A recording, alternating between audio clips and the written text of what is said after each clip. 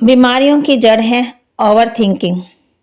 आज के इस दौर में जरूरत से ज़्यादा सोचना एक समस्या और बड़ा गंभीर विषय बन गया है। सोच विचार करना व्यक्ति के स्वभाव में है, परंतु किसी भी बात को लेकर बार बार ज़्यादा सोचना, लगातार सोचते रहना, बहुत लंबे समय तक सोचना, ये ओवर थिंकिंग है। इसमें व्यक्ति लगातार मन को व्यर्थ की बातों में उलझाए रहता है, जबकि किसी भी समस्या का समाधान ऐसे सोचने से नहीं निकल पाएगा। फिर भी व्यर्थ का मंथन चलता रहता है। यही परेशानी है। ये समस्या ज़्यादातर महिलाओं में, माना स्त्री में अधिक देखने को मिलती है। ओवर थिंकिंग को व्यक्ति विशेष अपनी आदत में इस तरह ढाल लेते हैं जो पता ही नहीं पड़ता ये कब शुरू हुई। इस तरह की स्थिति में कोई भी कार्य करने में मन नहीं लगता। जब हम बहुत ज़्यादा सोचते हैं तो बहुत ज़्यादा थकावट भी होती है, फिर भारीपन भी होता है, फिर उदास भी हो जाते हैं। मन कहीं नहीं लगता, न खाने में, पहनने में, घूमने फिरने में, कहीं भी नहीं। और दूसरी जरूरी कार्य करना होता है लेकिन मन नहीं लगता। इस तरह की सोच छोटी छोटी बातों से लेकर शुरू होकर कई बार बाप कहते ऐसी घटना भी हो जाती है, उसका परिणाम अच्छा नहीं होता है। तो ओवर थिंकिंग कई मानसिक समस्याओं का एक घातक कारण है, जो बाद में शरीर पर भी असर पड़ता, प्रभाव करता। कोई भी व्यक्ति को ज़्यादा सोचता है, हर समय सोचता है, तो शरीर व मानसिक रूप से थका हुआ महसूस करेगा। हमारी सोच अगर नेगेटिव है तो हमें थका देती है, अगर पॉजिटिव है तो उसमें खुशी, एनर्जी है, क्योंकि उसने अपनी चारों ओर ऊर्जा शक्ति सोच में लगा दी, तब वो थका थका रहता है। लगातार ओवर थिंकिंग से चिंता, आलस, चिड़चिड़ापन, रिश्तों में कड़वाहट और जीवन से निराशा जैसी समस्या होने लगती है। जब इससे तनाव बढ़ता है तो ब्लड प्रेशर और शुगर, दिल के संबंधी रोग, थकान और नींद न आने की समस्या होने लगती है। नींद आ भी जाए तो देर से आएगी और नींद पूरी नहीं होती तो दिन भर परेशान होते रहेंगे, थकान बनी रहेगी, सिर भारीपन महसूस होगा, निर्णय करने की क्षमता कम हो जाएगी। मनुष्य केवल सोचता रहता है, कर कुछ नहीं पाता है। तो ओवर थिंकिंग हमारे अच्छे विचारों को ब्लॉक कर देती है। हर बात में शक पैदा होना शुरू हो जाता है, एकाग्रता की कमी महसूस होने लगती है, जिससे हम रोज के कार्य व्यवहार में जल्दी थक जाते हैं और हमारा अच्छे कामों में ध्यान नहीं लगता है, घर के कामों में भी ध्यान हट जाता। हमारा मन बहुत ही उदास हो जाता है। इसे विशेष कार्य के लिए काम में लाया जाना है।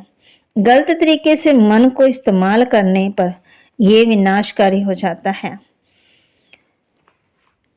तो विचारों का दमन न करें।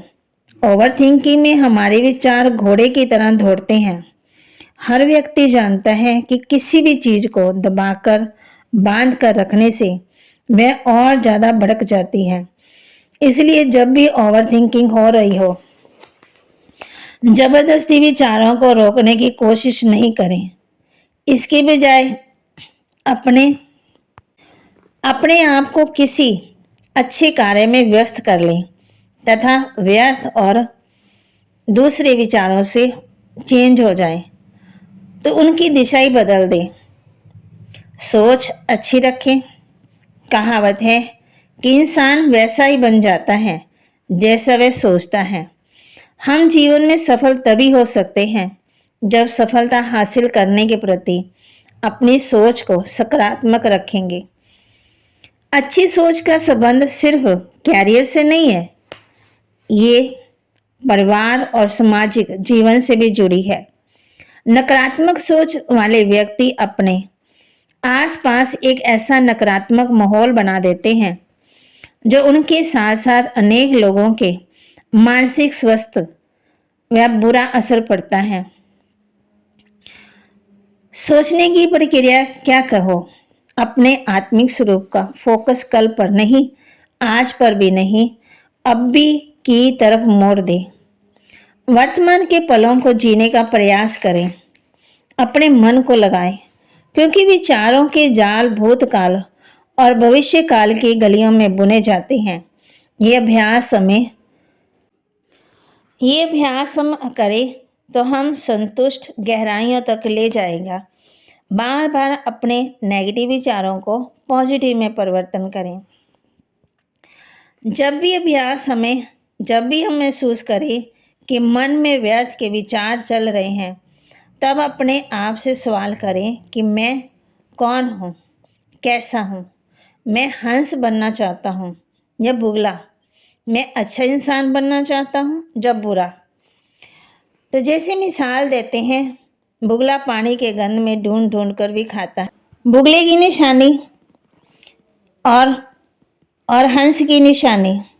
हंस की विशेषता है निर्णय शक्ति, अर्थात वह दूध पानी को भी अलग करने वाला विवेक युक्त है। प्रेम, सुंदरता, शक्ति हंस के प्रतीक हैं। तो सोचो, हम किस प्रकार के विचारों पर ध्यान केंद्रित करना चाहते हैं? क्या गंदगी या कचरे पर? क्या हर बात में, हर स्थान में, हर घटना में, हर व्यक्ति में क्या बुराई है उस पर? या फिर हर परिस्थिति में क्या अच्छा हो सकता है? हर घटना में क्या संभावना छुपी होती है? हर व्यक्ति की क्या विशेषता है उस पर? अच्छी सोच प्रगति का आधार है। 3 मजदूर कार्य में लगे थे। उनसे पूछा गया, क्या कर रहे हो? पहले मजदूर ने जवाब दिया, ईंटें उठा रहे हैं।